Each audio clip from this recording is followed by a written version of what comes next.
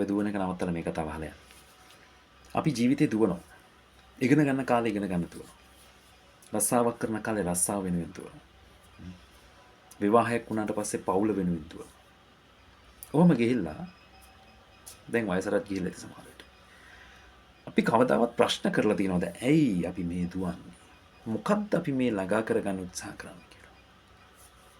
මේ ප්‍රශ්නේ අහපු ගොඩක් උදවියට සමහර විට ඔබ අදහන දහමට අදාළව පිළිතුරු හොයාගෙන යන්න උත්සාහ කරමින් ඉන්නවා ඇති. එහෙම නැත්තම් මනෝවිද්‍යාව වෙන්න පුළුවන්. දර්ශනය වෙන්න පුළුවන්. නැත්නම් වෙනම ආකාරයක සෝස් එකක් හොයාගෙන ඒ හරහා මේකේ තේරුම හොයන්න උත්සාහ කරනවා වෙන්න පුළුවන්. හැබැයි හිතවතුනි අපි ගොඩාක් අය මැරෙන්නේ මේ තේරුම හොයාගන්න බැරුව. එහෙම නැත්නම් මේ තේරුම හොයන එක පැත්තකට දාලා. එහෙම නැත්නම් මේක අතහැරලා දාලා. මම ඔබට කතාවක් කියන්නම්. මිනිස්සු හැම වෙලෙම හොයාගෙන යන්නේ සතුට.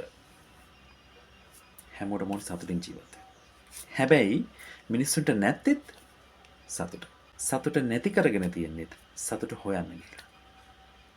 ඒක හරියට මේ වගේ. අපි ගොඩාක් වියදම් කරනවා අපි පෝසත් කියලා පෙන්වන්න.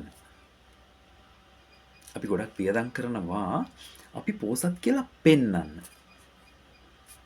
පෝසත් කියලා පෙන්වන්න ගිහිල්ලාම තමයි අපි දුප්පත් වෙලා තියෙන්නේ.